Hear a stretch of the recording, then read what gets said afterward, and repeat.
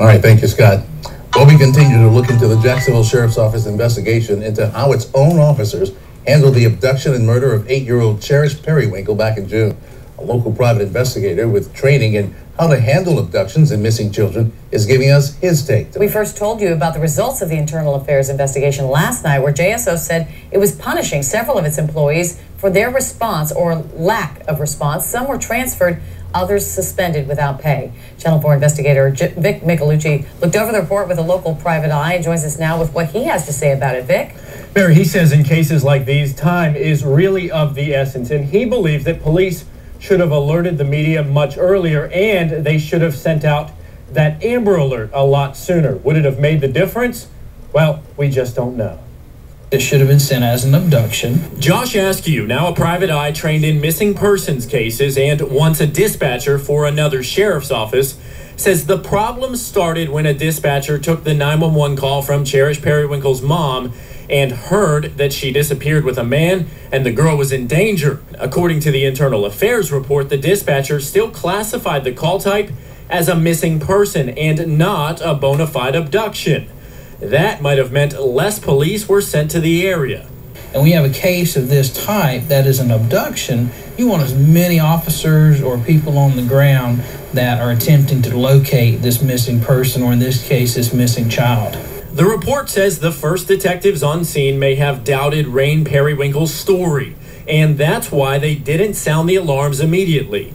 Cherish's mom called police at 11:17 p.m., but officers didn't alert local TV stations about the specifics until around 5 a.m. That's the same time it was declared a statewide Amber Alert. There's more public than there are police. So get it to the media. Send a fax, send a page, whatever.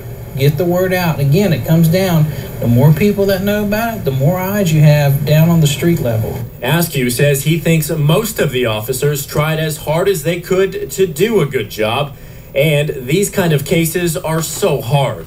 But the kind of mistakes outlined in the internal affairs report must never happen again. The biggest problem is getting that call changed to an abduction and getting those resources out there. Askew says after looking at that internal investigations report, he saw in the 911 call that Cherish Perrywinkle's mother, Rain, gave such a good description of the van that she said Donald Smith was driving. She said it was a white van. She talked about the interior. She actually talked even about the pinstripe on the side. He said that is information that the public really needed to know as soon as possible, because you never know if somebody could have been driving by, if somebody could have seen that van in their neighborhood and called police. But of course, he says, you know, you just can't tell with these situations, and they just hope that something like this never happens again. Mary. You know, Vic, there's talk in the internal affairs report of a CART team. Can you fill us in on that? It's basically a child abduction response team, and these are special officers who have received specific training how to deal with abductions and kidnappings.